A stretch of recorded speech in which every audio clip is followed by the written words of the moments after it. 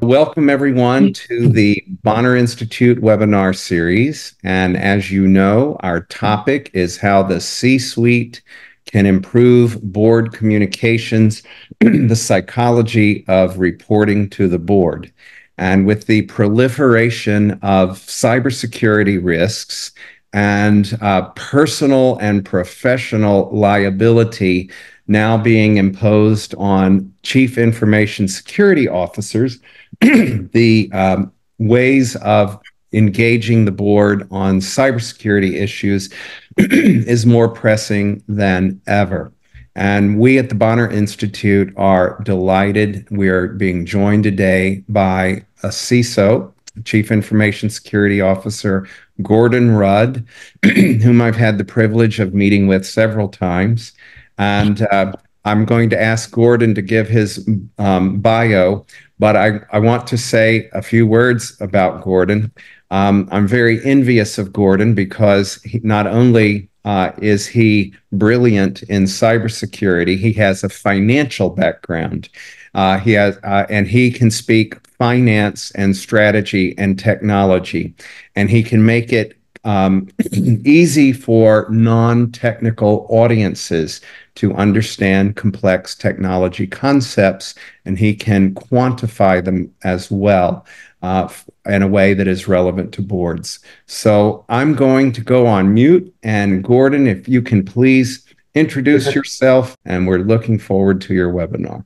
Okay, we're going to talk about the psychology of reporting to the board, and there is a real psychology to it, and that's all about me, but the thumbnail version is I worked my way through college as a Fortran programmer, doing differential equations for a math professor, and got out and went to work for a defense contractor for 10 years and ended up being a project manager for him, building all kinds of things. We built automated energy management systems, SCADA systems. I did a hydroelectric dam and offshore oil rigs and fueling systems for the Navy back in the day. And then I ended up spending the next decade in healthcare, started the telemedicine program at a tertiary care hospital here in Tulsa, and went from that into basically consulting for banks and anybody that really in the financial services industry that needed some technology. About 2000, I was working for a Fortune 50 oil and gas company. And as they were getting ready to make some changes, they tagged me to be their 2IC, or the second person in charge of their cybersecurity, which in 2000, that was kind of a novelty. There not many people actually thought about cybersecurity, but there's a lot of oil and gas, Internet of Things that people don't think about.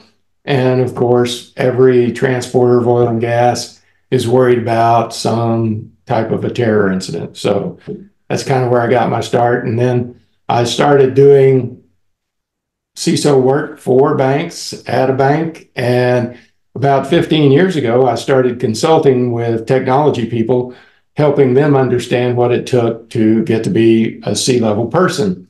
Because as you may have noticed, technology people are all kind of alike. We're all really, really smart.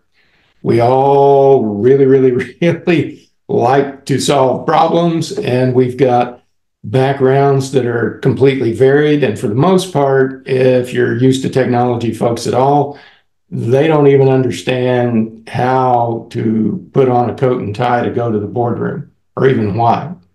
So that was kind of my intro into doing consulting and whatnot. And did a little time with ISC Squared, working with their pre-cons and post-cons and some of their events to try and get cybersecurity people to understand what it took to actually present to the board. And it's really kind of entertaining to me. I can go in a room full of cybersecurity people and look at them today, and I can pretty much tell you what they need to work on. That's like, oh, you really need to work on elocution. You need to work on wearing something other than a t-shirt, shorts, and a flip-flop, that kind of thing. So that's kind of me in a nutshell. And I really want to do a couple of things with you today. I want to make sure that you understand this is interactive.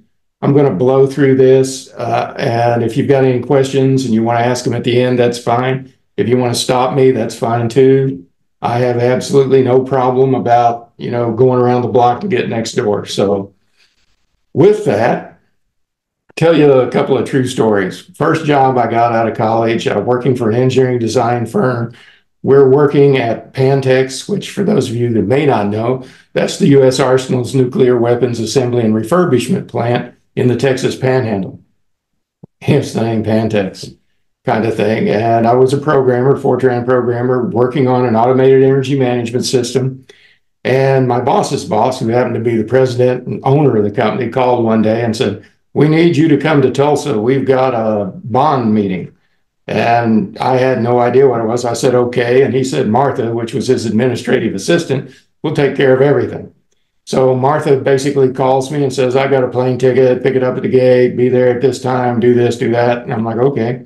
So I get off the plane in Tulsa and I'm wearing what we always wear, short sleeve shirt, had a collar on it, a pair of blue jeans and cowboy boots.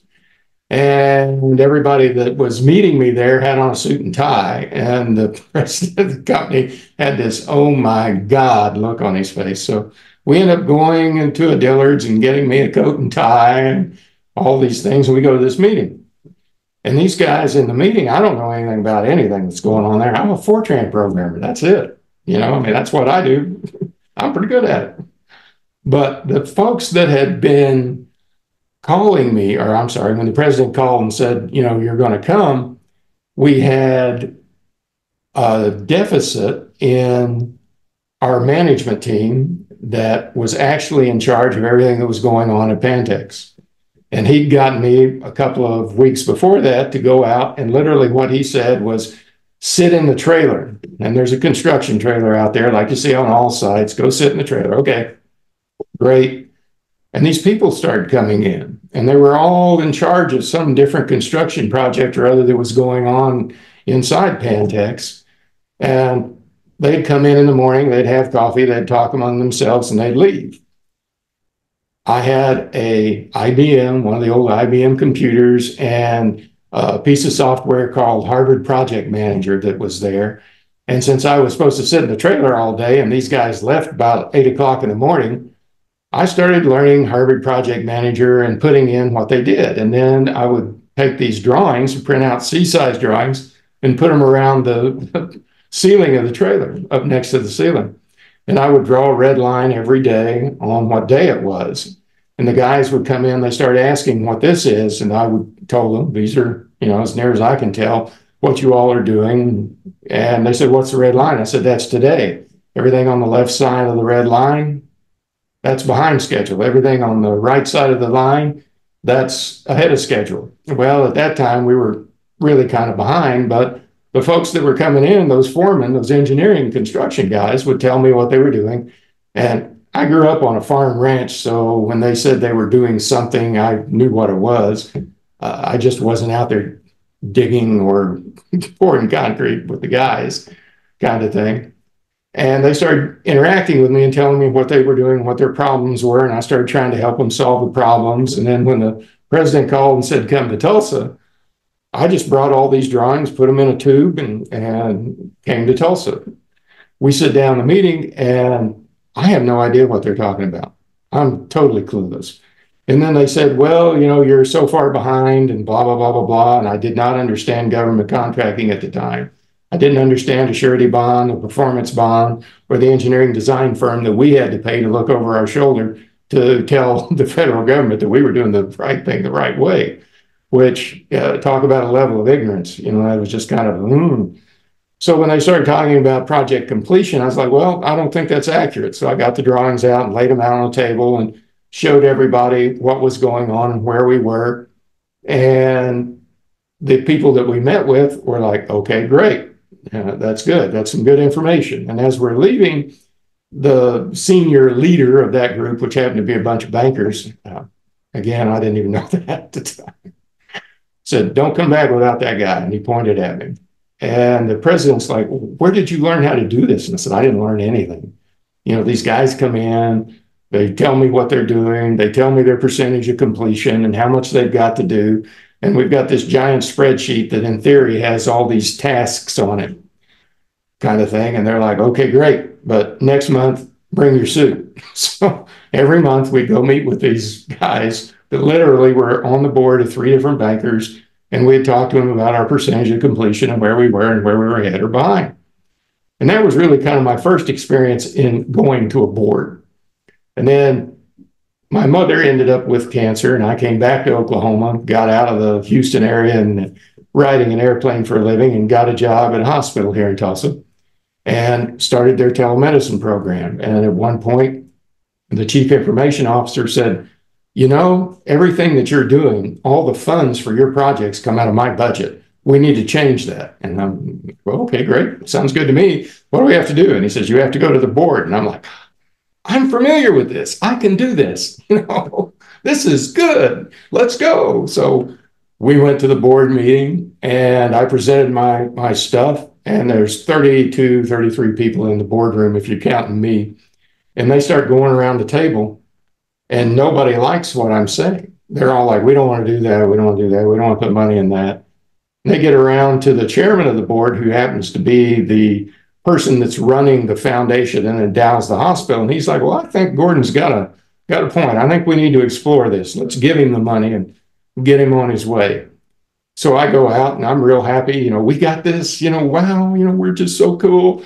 And then our director of nursing clues me in and said, you know, all those people that said they didn't want to do it, when they were overruled, you made an enemy out of each and every one of those individuals. And I was like, oh, holy cow. That's not good. So I had to go through this long cycle of repairing these relationships that I didn't even know I had no idea that I damaged them. You know, it's like, well, okay, I know who those people are. They're, you know, the heads of every one of the practice groups in this tertiary care hospital. So I guess I'm going to do a little road show. Not a big deal one way or the other. And after that, I dropped out and started working for the Williams Company, the oil and gas company here in town. And we had projects. And when I went to work for the Williams companies, they told me, my boss told me one thing: you've got to keep all your projects under $20 million. Otherwise, we have to go to the board to get approval to spend the money. And I'm like, $20 million per project? That's just an order of magnitude more than I've ever even imagined, kind of thing. But every month we had to do a report on the projects we were assigned, and they used a stoplight method at the time, you know, red, yellow, green. So I crafted this little stoplight thing, and I'd report on all my projects. And given the resources I had available in my project management background, I focused on the order of execution that I thought we needed to have.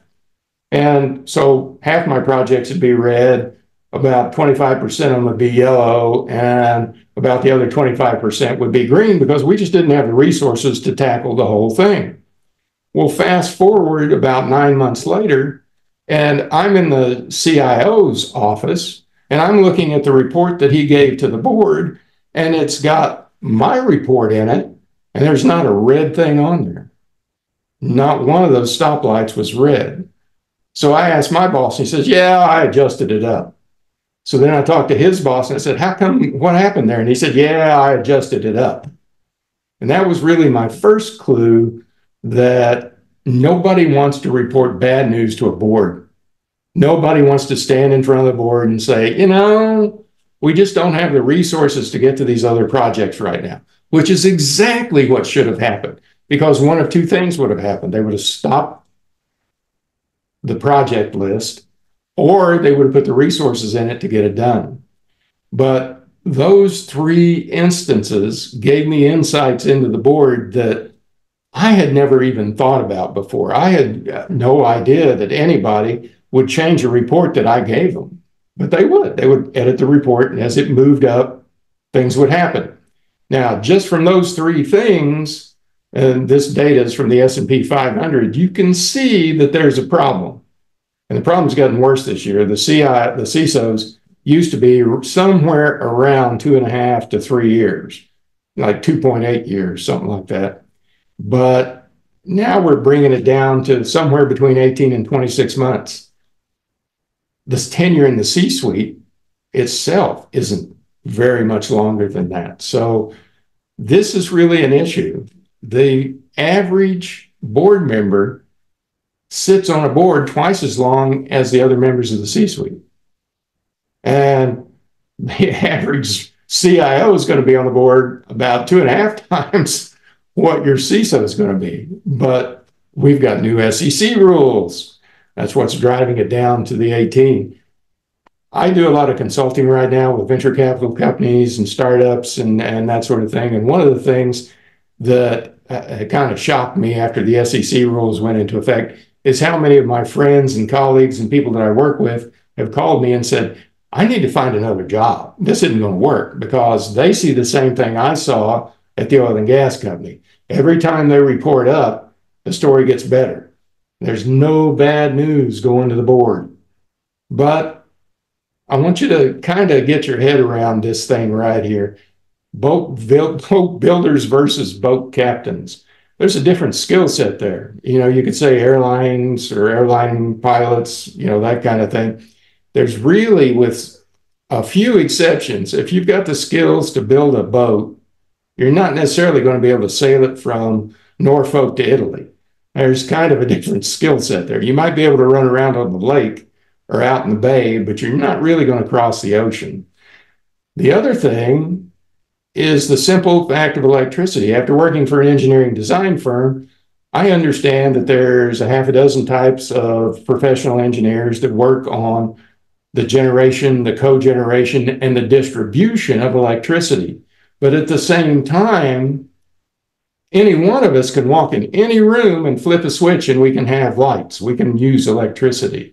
And that's really what the board, to simplify it and bring it down, that's really what the board wants to hear. Flip the light switch and the electricity will come on. Yeah, as the old saying goes, we could shut down HR for a week and see if anybody noticed, or we can turn off IT for an hour and see who gets fired. That's just kind of the way those things work. But when you're dealing with the board, those last two things are really important points. The context with which you present things is king. You've got to put them in the right context. And they've got to trust you. Trust is your secret sauce for dealing with the board. If they don't trust you, that's the stop right there. Let's build some trust. Let's get some wins and let's go on. And when you think about why the news always gets better the higher it gets in the organization, if you look at that second one, safety needs, the second thing in there is employment. And I would argue that employment probably ought to be in the first. This is Maslow's needs hierarchy, ancient thing. If you don't have a job, you're not going to have any money to get water, food, shelter, clothing, or a place to sleep. And that's just the way it is. So then what's the problem? Well, the problem is that context thing. We're not putting bad news or any news in the right context for the board. We're not communicating in a language they want to hear.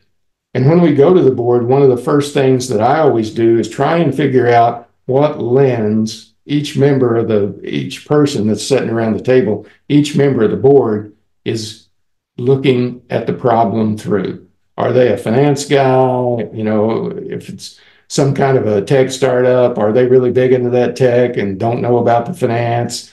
Are they in cyber? Are they just in IT? Are they technology savvy in any way? Every one of us on this call and every member of the board that you're ever going to deal with is going to have a different lens. And it's up to us to identify what lens they're looking through and put our information in the right context so that they don't just go crazy and say you're nuts. But we also have another problem. There's no one-size-fits-all answer. It just doesn't work that way. Tech stack development mirrors organizational development. Now, if you think about startups, in the 90s, it was some guy with a laptop and an idea. And we got things like Google, who started out, using computers that weren't even their own, had to go out and get venture capital to get a server, put their first server up. and that was Google at the time.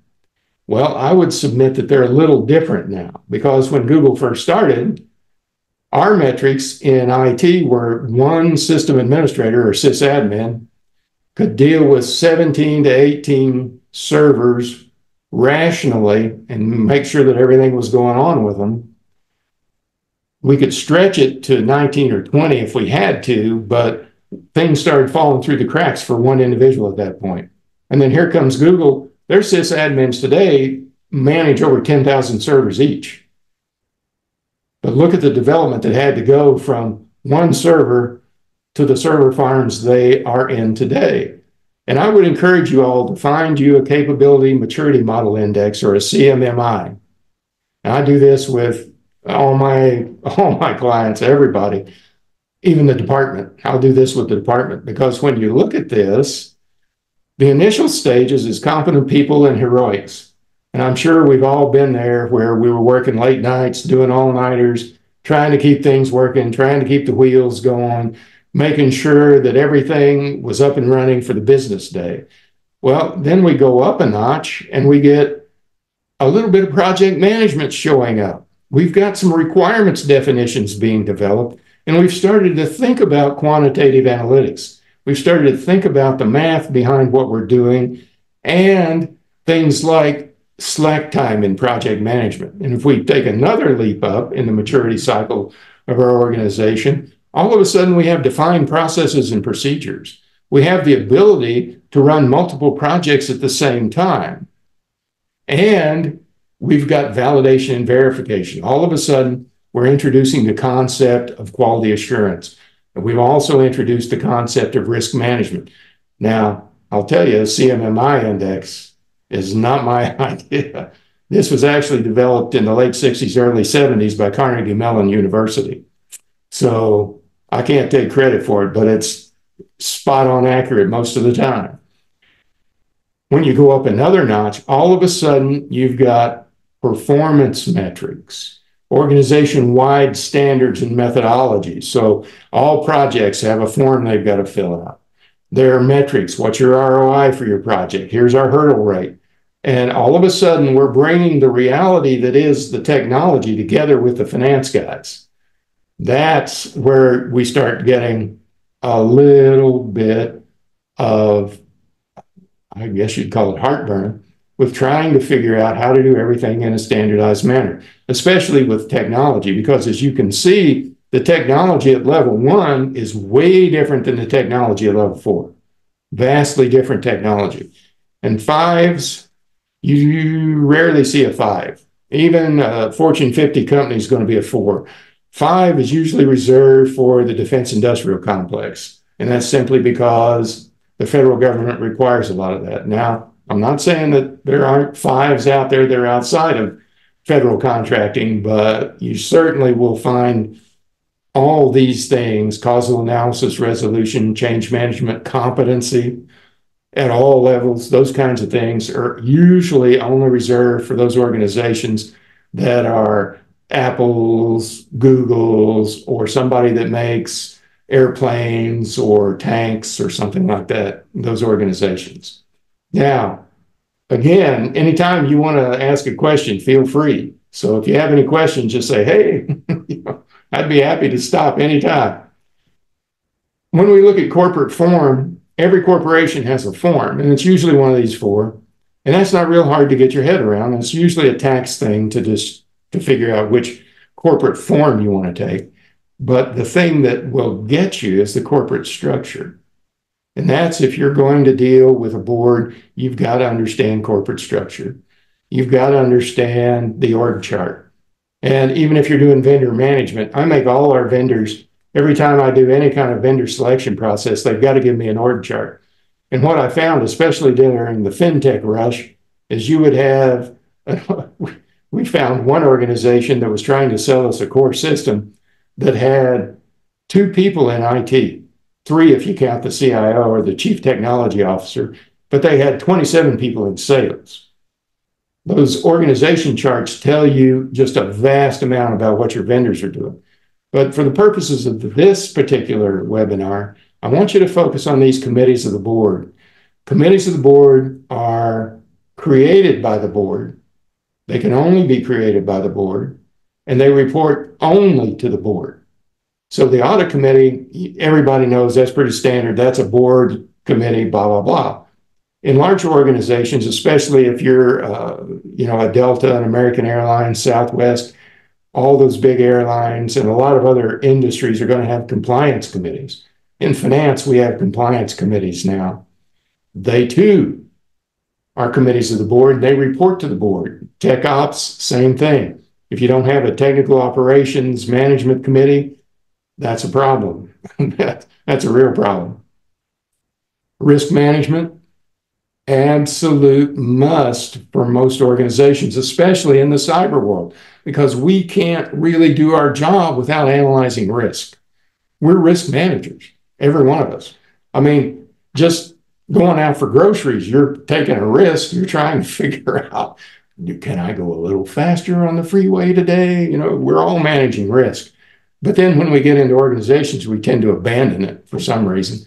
We don't have to do it. But if you notice the linearity here on I guess it's going to be the left side of your screen, where you've got a board and senior management and then technology teams. That's really the way almost everybody works today. And that is the reason, one of the primary reasons, one of the big three on why communicating with the board is really kind of a pain and why they don't get it sometimes. Those kinds of things. What you really want is the one on the right, and you're really looking for that dollar sign in the middle. That's your sweet spot where your technical teams, your senior management, and your board are actually working together. And it takes a little while to get an organization to get their head around the fact that we're all going to work together. You're not going to sit there and dictate things to us, one way or another. And that's the thing that when I worked for a bank here in Oklahoma, we had something we wanted to buy that cost $225,000. I guess I'm stuck on that number today, but it cost $225,000. And the senior management team is part of our tech ops team, and we're going around the table and everybody's saying, we don't want to spend that. Why do we have to spend that? Why do we have to do this? We don't want to do that. Kind of just, a lot of hand wringing and naysaying going on. And then one of the technical people that didn't report to me that was in the meeting popped off and said something that was pure fear, uncertainty, and doubt. Just total shock and awe. Of course, the CEO is like, oh my God, we've got to do this, da, da, da, da, da. And then he looked at me and said, if we do this, we're going to be safe from them. And I said, no, you're never going to be 100% safe. And he's like, well, then why are we doing it? And I said, I got this. If we do this, we're going to be safe enough. And he's had, how do you know that? I said, because I've done a risk assessment on it. Here's the risk assessment. These are the risks that I've identified for not doing it. This is how much money we could lose if the bad actor does ABC. Simple stuff. The risk of losing these millions of dollars can be offset by spending, partially offset, partially mitigated by spending $225,000. And he's like, okay, that makes sense. Let's do that. But until that point, it was nothing but arguments that were just nonsensical, absolutely nonsensical arguments around the table. And most of those people in that room were members of the board. Part of that management team was on the board. But if you look at the core responsibilities for a board of directors, especially the attorneys will understand this intimately, the fiduciary duties, the ensuring appropriate leadership. And that's one of the things that I think people sometimes forget, because we all usually report up to the senior management team. We forget that the board hired the senior management team. The board can also fire those people. They don't have to be there. We can get rid of them, but it's got to be the board doing it. And you've got to be available. And you've got to realize boards are different by industry. Conglomerates, communications, healthcare, different board. If you go to a healthcare facility, the tertiary care facility, almost every member of that board is going to be either the chief financial officer of the healthcare center, or they're going to be the president or the leader of a practice group. And that's how hospitals really control everything that's going on in their world. At least that's one of the ways they use to try and control those things. Oil and gas, different. Every one of those industries has a different board structure to it. has different types of personalities that sit on those boards. You go to an oil and gas board meeting, you probably aren't going to see a suit, but you're going to see a lot of cowboy boots for sure, kind of thing. So, it's just different. You've got to understand that difference in whatever industry you're in. You want to dial into that difference. You want to understand it and use it to your advantage. And the boards always have problems. The organizational structure of the organization changes over time, which causes the board some consternation. The membership of any particular board fluctuates over time. Average board members aren't there very long. The personal agendas of the individuals on the board tend to shape policy and procedure, which is highly annoying to technology people because we're usually ones and zeros, concrete thinkers. If we do this, bad things won't happen. If we don't do this, bad things will happen. Boards don't always have that agenda. And then there's the jargon barrier. For those of us that are in technology, we can sit here and talk about SIMs, and we can throw out acronyms, 3-letter and 4-letter acronyms like crazy. Nobody on a board, except in a tech company, is going to understand what you're talking about. They just don't. Technical personnel and board members have to understand that they're educators when they're dealing with each other. Now, that's hard for the board to understand because they believe I can hire somebody and they're going to have all the skills that we need to do this thing, whatever it is. Let's say we're going to hire somebody to be our firewall jockey and they're going to run the firewall. Great. They don't know what a firewall is, but they understand we have to have a human that watches over it.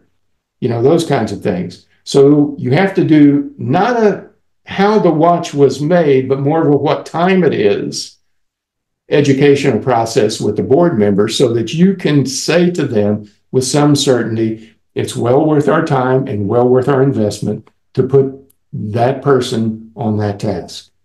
So you're educating that board member. The board, on the other hand, has a fiduciary responsibility that, as near as I can tell, most boards ignore completely, to try and share the strategic plan and the strategic vision with the senior management team and with the entire organization. When I started the telemedicine program at the hospital, I'm walking down the hall one day in the hospital, this big hospital kind of thing, but I'm walking down the hospital and the CEO of the hospital is going the other way. And he saw me and he said, "Come here, walk with me." And he said, "I hear you're wanting to do ABC." And I said, "Yes, sir. That's exactly where we're going and how we're going to do it." And he said, "I don't want you to. I want you to stop that." And I looked kind of like, okay. So he put some context around what he was asking me to do. And given the context that he gave me, it's like, well, that makes perfect sense. Okay, yeah, I get it. I'm on board. Let's do it. I can make that happen for you. That kind of thing. But without that context, without him taking time to educate me, I would have still been marching off in a direction that wasn't good for the healthcare center. And if you look at a CISO, that's our worldview. We can discuss glibly and at length, ad nauseum, any one of those items on that slide. We can absolutely bore you to tears by telling you how every one of those watches was made. But can you, as a technical person, tell me, just pick one and give me what time it is? Vulnerability assessment. Well, we got to find out what's on our network so we know if we've got any flaws that we need to correct. It's really kind of that easy, those kinds of things. We don't want to be in the business of telling the board how the watch was made. We want to be in the business of just summarizing it and briefly telling them, well, it's 12 o'clock on a Thursday. And if you look at a CISO's sphere of influence, it's really small in the grand scheme of things. The cybersecurity leaders within the organization and within their community, they're all going to know. Their team, they're going to know. Their peers in the lines of business, the LOB is line of business. The lines of business leaders, they're going to know those folks. The internal clients are all the employees that aren't necessarily lines of business. And the external clients are all your vendors. Well, that's our sphere of influence right there. And it's that narrow. But when you look at the board, their sphere of influence is far greater than that. They've got all these things in it, but that's just one thing that they're dealing with. They've got a lot more on their plate than just a CISO, a CIO, or a CTO's sphere of influence.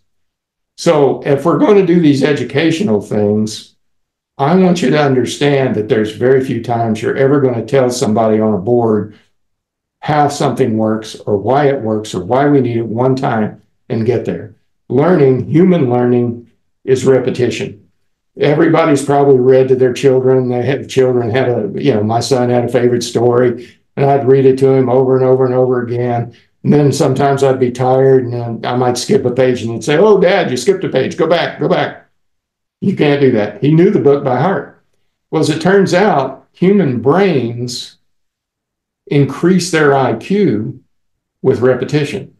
So when your teenager is playing those video games over and over and over again, they're actually getting smarter. But the one thing you need to understand, especially when dealing with boards and your senior management team, is that fear blocks learning. Technical people tend to want to use fear, uncertainty, or doubt, or FUD, to get what they want. If we don't do this, we're going to get ransomware and it's all going to be shut down. We're not going to be operational. Well, you just stopped whoever you're talking to from hearing the next thing you're going to say. You scared them witless, and they're not going to hear anything except, "Oh my God, we've got a problem." Not where you want to be. You want to take your board and walk them down this path. You want to understand where they are and why they feel safe, why they feel in control. They're the board. They're supposed to be in control. And they believe that with all their heart. I'm in control of everything. Not necessarily true, but that's kind of where they are. Then you get in that fear zone when we're going to make a change. We're going to do something different. We're going to add a new piece. We're going to plug a hole that the auditors found we have. Whatever it is, there's going to be that fear, uncertainty, and doubt zone. Then we want to take them out of that by giving them some context on what we're doing and why we're doing it so that they go into the learning zone and they start learning. We can offer at that point when they're in the learning zone, not when they're in their comfort zone or the fear zone. For God's sakes, don't do this if they're in the fear zone. When they're in the learning zone, you can suggest articles for them to read. You can suggest books for them to read. You can suggest podcasts that they may be interested in listening to, and that'll help their growth. It'll help them understand you and what you're trying to do for the organization. And hopefully everybody moves out to the growth zone. Not everybody's going to get there from here, but some will. Some will. And if you look at your board and you look at it as an educator, you've got to stop and go back to one of the things we talked about a minute ago, the perspective. Everybody's got a perspective. You've got a perspective. The board has a perspective. You've got context. They've got context. And when you look at the reporting relationship, that's a primary context, because remember Maslow's needs hierarchy? You report to somebody. If that person doesn't like what you're doing or is going to change your report up the ladder, that's a problem. Audit committee, anything you do to the audit committee goes straight to the board. And if you've got bad news, you tell it to an auditor, you can bet your bottom dollar that the board's going to hear about it most ricky tick. Whether you're reporting to the CEO, the CIO, the CTO, whoever you're reporting to as a CISO, that reporting relationship is going to change your perspective. And that's one of the reasons that for the longest time we've said CISOs need to be a C-level position reporting to the chairman of the board. Other than that, every layer you go down is going to cause you problems. You've got to look at your industry. Those are the Department of Homeland Security's 16 protected verticals. Those are the ones that they want to defend and are prepared to defend with the lives of everybody they've got working for them. Those industries each have different perspectives. The emergency services is going to be way different than energy, way different than transportation, that sort of thing. Your perspective changes as you move through here. Your company, again, I want you to find a CMMI model and use it on your company and figure out where they are. Your corporate culture, remember the old saying, corporate culture kills a good idea in 7 days, and it'll kill a great idea in 7 minutes. You've got to understand your corporate culture. And today we have the additional, is it remote? Is it in office? Is it a hybrid? The kind of thing. Does your corporation have formalized executive tutoring? I was fortunate enough that in the projects that I've done over my career, I had a lot of executives that would, just like the CEO of the hospital in the hall, took a minute and said, "This is why we're doing it," and would put things in context for me. And almost every time when they would put things in context, it'd be, "Well, that makes sense. Let's do that. That sounds good. I want to make sure we do that. Got to fix that error too." So every level you're going up, depending on your industry, you're going to lose something. We did a little etch-a-sketch math kind of problem one day, and we said, okay, how much do you lose every time you go up a level? And we decided that going from level 1 to level 2, as we moved up, though we got closer to the top, we lost about 50% of the message of the information that we wanted to deliver to the executives. So as you're trying to go through this level to come from being an individual contributor to an executive, you've got to understand as you're moving up that ladder that each level has a different communications filter in it. Those communications filters can kill you. And it's your job as an individual as you progress through this to stop, recognize that, and figure out how you can alleviate that problem for your own career. And I always tell my CISOs that this is the reporting structure I want them to adopt. If you're not in this, I want you to do it now. And with the SEC's recent rulings, we don't really have a problem with that. Everybody's kind of like, yes, we want to see the CISO every month. But if you're reporting to the board, I want it done at least monthly today. Usually it used to be quarterly. Committees of the board report to them quarterly, and if not monthly, your CEO, when you're coming down into the senior management team, that's almost an as-needed basis. Yes, you want to do a one-on-one with the CEO every month and make sure that you understand that. That's you getting context. That's you getting the ability to dive through a filter. And if you've got competent management, they're not going to mind you spending time with the CEO. In fact, I used to set them up where our CIO, our CTO, and myself being the CISO would all sit down with just the CEO and just listen to the problems that he was having and whatnot. And things would pop up in that meeting. It'd be like, "Martha told me that hadn't worked in 3 months. What's wrong with that piece of software?" It's like, whoa, okay. 3 months. We haven't heard that. This is the first we're hearing of it. How can we help? We'll make it work. Okay. You get into conversations like that, but the CEO is giving you context. He's going to tell you, or he or she's going to tell you exactly what the context is and why it's important. Senior management team, if you're not meeting monthly with your senior management team and telling them where you are, you're not really doing your job, in my humble opinion.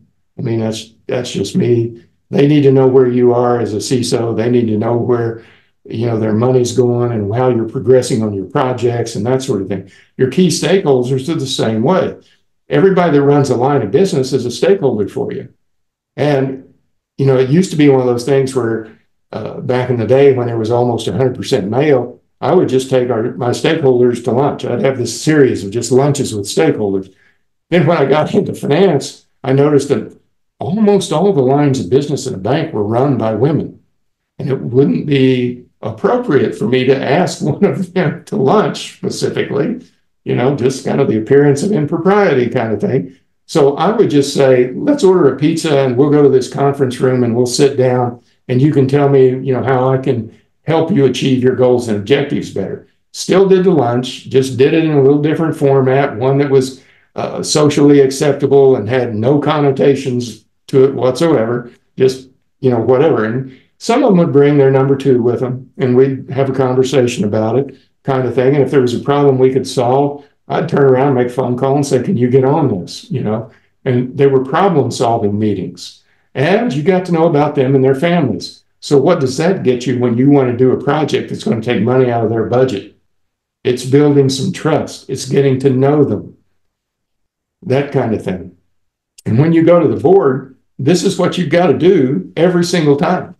You've got to tell them what you told them, tell them where you are on your plan, what's your overall organizational risk level. And if you don't know that, we need to find out what are your major threats, how do you quantify risk and the costs and that sort of thing? What regulatory issues do you have that you need to bring to the front? And then you get down to the bottom and you're going to summarize your status and you're going to summarize your priorities, summarize your vendor agings, let them know what contracts are coming up for renewal and that sort of thing, and give them a performance report that you can literally do the one pane of glass thing for. That's what you want, that one pane of glass. And that's going to happen in some way every time you get in front of the board. It just does. It's almost an immutable law of nature. These Gordon, things are going to happen. Yes, sir. I'd like to ask a question. I, of course, have a legal and compliance background. And one of the things I've observed is in the business world is there is confusion about the roles of different members of the C-suite regarding cybersecurity oversight. Mm-hmm. Chief legal counsel versus the CISO versus the chief compliance officer.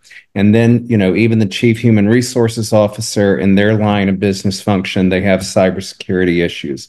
Like a chief compliance officer under the DOJ guidelines is required to have direct access to the board. Some of them have a dotted line reporting relationship to the board. How does a CISO, if you come into an organization, how do you manage those role conflicts? How do you define your role and have cybersecurity oversight when you have other people in the good times wanting to claim responsibility for it, and they want to get rid of the responsibility when it's not in their favor? You're not going to change that human nature of I did all the good, you did all the bad. Yeah, that's always going to be. Yeah.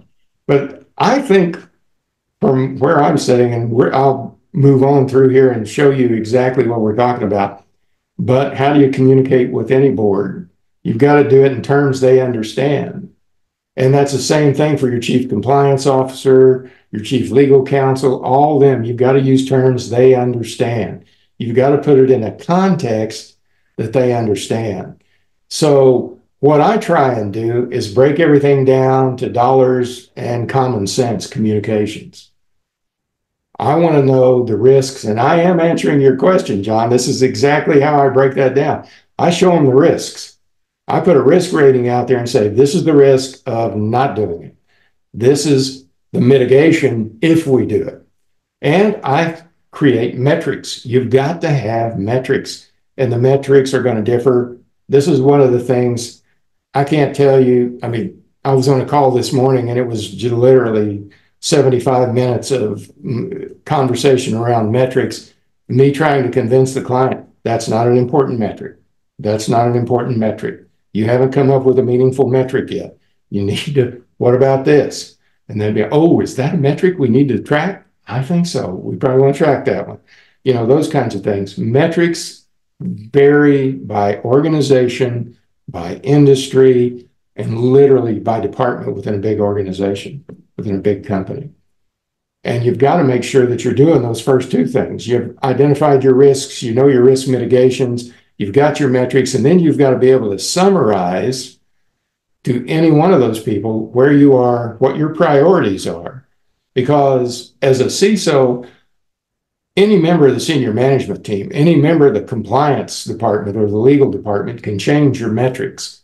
When I was working at Williams, for instance, I ended up for a little bit of time reporting to the chief legal counsel because Williams was going through some time, and it was public information, nothing, off the cuff about it, was going through some financial difficulties because of Williams Communications' total financial flop.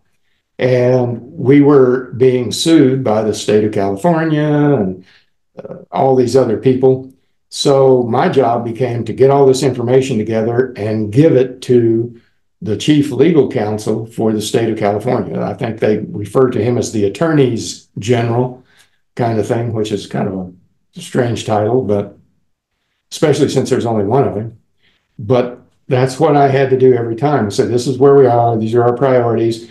These are the projects we're working on, and I'd, of course, for that one, skip the vendor aging, but I'd always give him a status report kind of thing. And that was kind of the way I used to keep him in context and in the loop kind of thing. And it's not always roses, dealing with people like that, especially when they're in discovery and they're trying to get information out of you. But these are your defense mechanisms. These are your offensive capabilities here. This is how you communicate with all those other people. And it also gives you a way to tell a consistent story throughout the entire organization. So you're consistent with your chief legal counsel, you're consistent with your chief compliance officer, and with the heads of every line of business.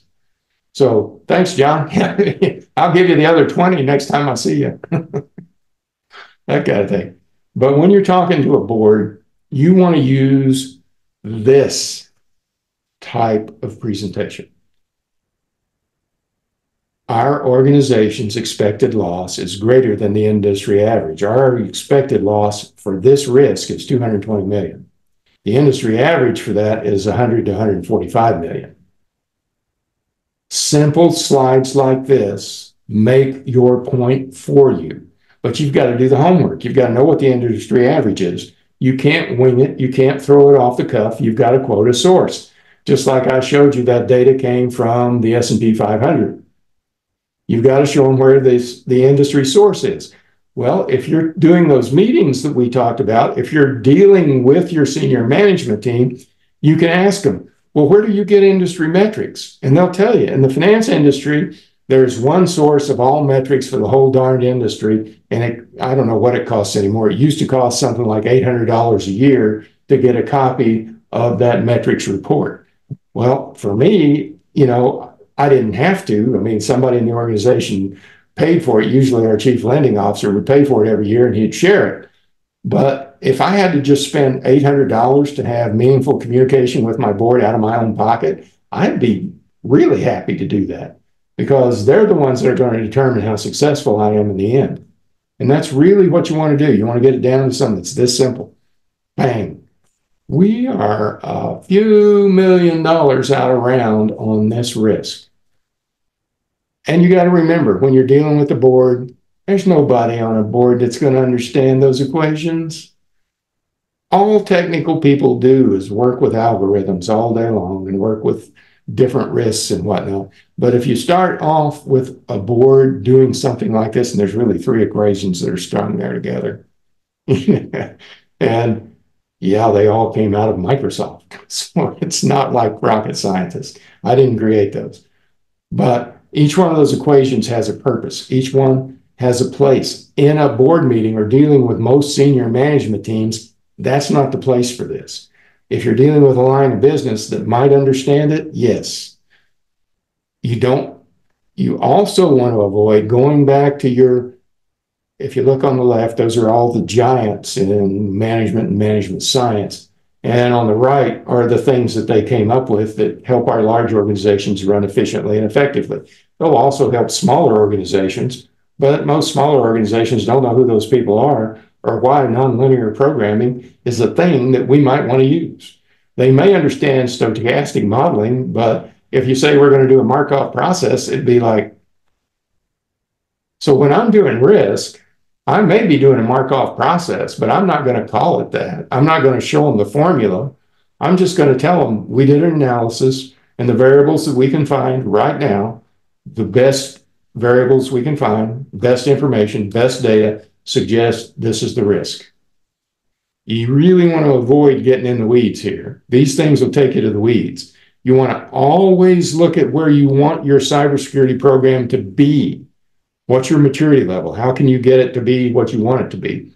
Where you are today and where you want to go in the organization, and you want to transform it, and you want to define that very quickly and very efficiently.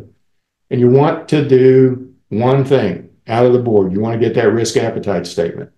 And I'll bet none of the people on this call has a board-approved risk appetite statement.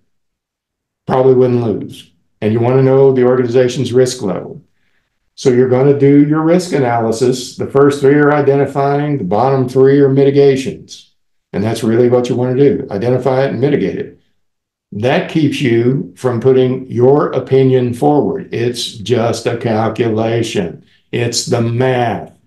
These are risks. These are the standard risks that everybody looks at. I encourage all my clients to stay with the SCORE, the strategic, compliance, operational, reputational, and economic. And these days, everybody wants to throw technology in. Oh, gosh, that's thanks to the SEC. And this is a risk assessment process that everybody uses. If you don't use it, we ought to. The last one down there, are you going to accept it? A lot of people don't realize that out of an audit, when an audit has a finding, you can simply have the boards approve accepting the risk. We accept the risk on that. You don't necessarily have to mitigate every single thing. And that's because that risk that may be something that pops up to an internal auditor, you're not going to really want to pay money to address because it's probably not going to happen, those kinds of things. The other thing you're going to do is you're going to build, yes, sir. Oh, he's leaving. Okay. I have to go. Sorry. I have a meeting in 1 minute. Bye-bye. Well, it'll be posted online. We'll have a recording. Thank you. Thank you. What you're doing is building your personal brand. You're getting the board to trust you because this is what you need to happen. You need to have people say good things about you when you're not in the room. Trust is your secret sauce. That's really the bottom line on everything. You're building credibility, you know, and you're doing everything you can to avoid groupthink. If you haven't read The Best and the Brightest about Kennedy and his cabinet and the Bay of Pigs, it's worth a read. It'll show you why some boards go really wild and go way off in the weeds kind of thing. But you're going to connect with people, connect with your ideas. You're going to build your audience from the line of business up and prepare your message on different channels. People communicate differently. I like face-to-face communications because I read faces really well. I don't really like talking on the phone or texting. I can't tell what you mean by a text, and that drives me crazy. So texting is not one of my preferred methods of communication, but I do it. You know, it's one of those things you've got to do. And you want to look for opportunities to build your brand and to capitalize on what's going on within the organization so that you can adjust your priorities. That's really critical for you. Every opportunity you get to network, do it. Make sure you're checking those lines of business leaders and your senior management team every time you get a chance. Simon Sinek said this, and I believe it to be true. It doesn't mean transparency, doesn't mean sharing every detail. It means providing the context for the decisions we make. That's kind of my secret sauce, to make sure that I'm totally transparent, but with context, if that makes sense. And questions, comments, criticisms, emotional outbursts? Well, Gordon, I just want to say I've been absorbing it, and I'm glad I stayed quiet so I can learn from you. It's really been very powerful. Oh, thank you. I'm reflecting on my experiences with boards in the C-suite and many, not on cybersecurity, but on innovation. And I think back and I wish I had had Gordon as a mentor and teacher 20 years ago, you know, when I had to work on board communications. There's a lot of wisdom. So does anyone have questions or comments for Gordon? Yes, thank you, Gordon.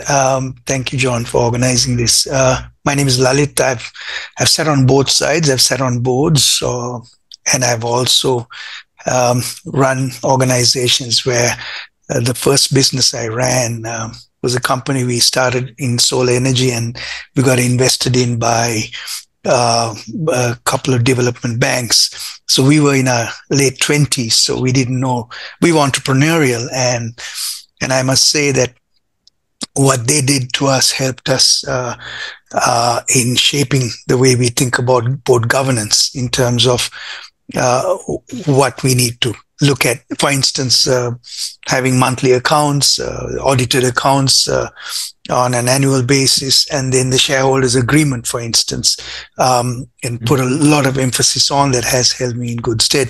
So I also really enjoyed your storytelling style, Gordon, which makes it real. I don't have any particular question, but like John said, I also absorbed it, and I'd like to go through the presentation on my own again and take some notes. So thank you very much. Oh, you're welcome. And one of the things, that's my cell number, and feel free to use it anytime. If you have any questions, whatever, you just want to talk about something. I don't really charge people for just doing 5 and 10-minute phone calls on an issue, so I want to make sure that you are getting something out of it. And if you've got a particular problem that I could help with, always glad to help. So we've reached the end of our hour. I want to thank Gordon for a very insightful, valuable presentation. Thank you for taking the time, Gordon.